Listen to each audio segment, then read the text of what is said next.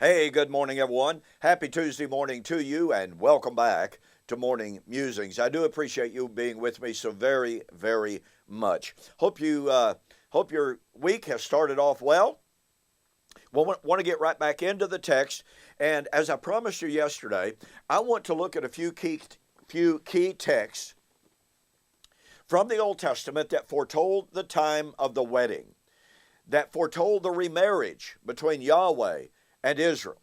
Now, let's remember that in Isaiah chapter 54, the Lord said of the 10 northern tribes, "Your maker is your husband." And yet remember also that in the book of Hosea, the 10 northern tribes committed adultery, spiritual adultery. They violated the law.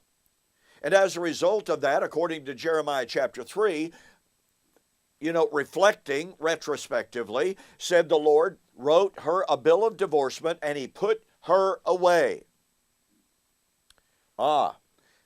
We come to the book of Hosea. And in the book of Hosea, what do we find? Well, as I've shared with you before, God divorced Israel. He departed from her and he put her to death. All, obviously, metaphorically. But God promised that in the last days, God would return. He would remarry her. He would raise her from the dead. Now, this is all found Hosea 2 through 6. So when we think about the remarriage, I want you to latch on to this. I want you to really, really catch the power of this. When we think about the remarriage, we must think resurrection. That's right. Remember, God departed, he divorced, he put her to death. Death, departure, divorce. So the divorcement of Israel was the death of Israel. By the way, this is brought up very beautifully, rather graphically, in Isaiah chapter 27, in which God had slain Israel by sending her into captivity. He wasn't talking about individuals being slain biologically. The nation was slain by being sent into captivity, because God departed from her. He divorced her. He sent her away, thus killing her. She died. So, obviously, the reverse of that, the Lord promised that in the last days, he would once again betroth himself to Israel. Hosea chapter 2, 19 and following. Now, you got to catch this. When Yahweh killed Israel, she was in the dust. But in Isaiah 26, one of the most famous of all Old Covenant prophecies concerning the resurrection, those who would be in the dust would arise to life. Oh, and like Daniel would write much later,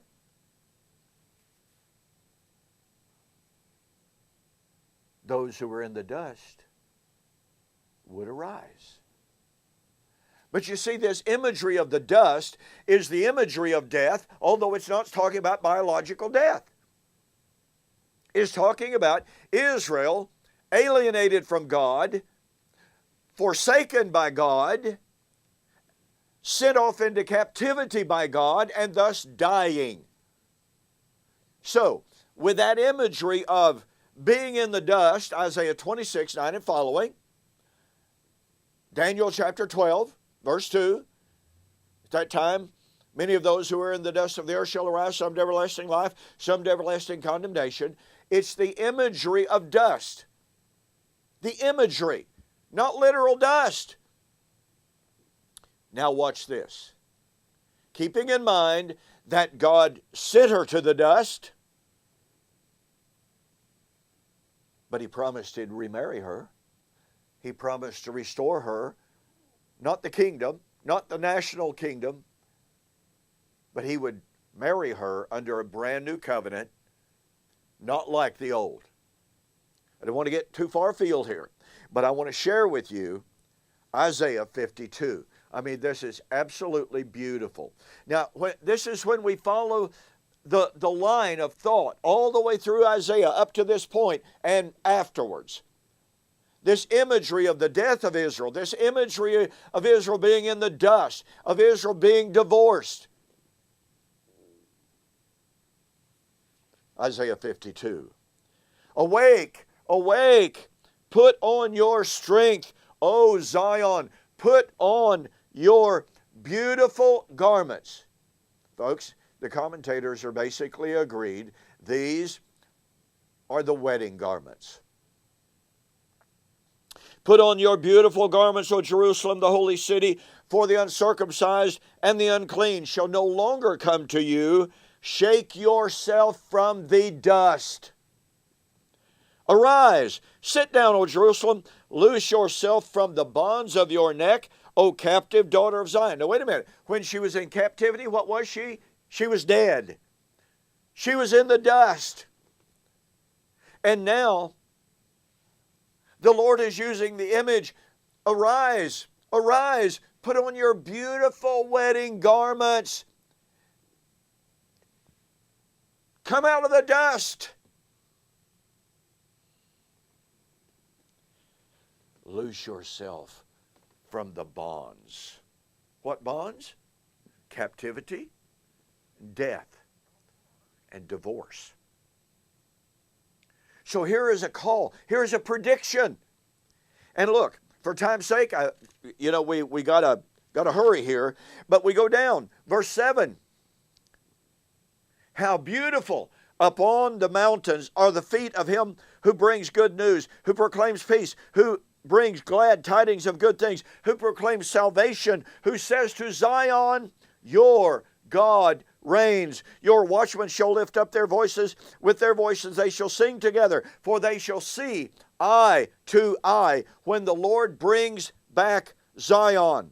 Break forth into joy. Sing together, you waste places of Jerusalem, for the Lord has comforted his people. He has redeemed Jerusalem. Well, what is this? What is the redemption of Jerusalem? The remarriage. Oh, and this would be at the time in which it would be sung, how beautiful upon the mountains are the feet of him who brings good things. Good news. Do you remember Romans chapter 10 as Paul talks about the gospel being preached to Israel in his generation? And he quotes verbatim from Isaiah chapter 10 and verse 7. And notice that he says, for then they shall see eye to eye. Boy, the imagery here is one of intimacy. Whereas Israel had been scattered abroad, alienated, dead, divorced. Now, in this marital imagery, they would see face to face. By the way, this is the time they would see eye to eye. This is the face-to-face time of 1 Corinthians chapter 13. For now we know in part, and we prophesy, we speak in part. But when that which is perfect is come, we shall see face to face. Yeah, that's what this is. So here we have in Isaiah 52, the promise of the resurrection of Israel, the promise of the wedding of Israel, the promise of the proclamation, your God reigns. And you're going to see eye to eye in a marvelous picture of intimacy. Well, when we come to the New Testament and we see the saints are clothed with righteousness, prepared as a bride for her husband, and the saints constitute what? The new Jerusalem. Hebrews chapter 12 21 and following. Folks, that's Isaiah 52. When we look at Isaiah 52 and we look at the language that is used, the imagery that is used, and we see how it's used in the New Testament by the New Testament writers as they speak of what was happening in their day and in their time, there is no question whatsoever that the time of the wedding had come in the first century. Here's what that means. This means that the coming of the Lord for His bride in Matthew 25, 1 to 13, was to occur in the first century.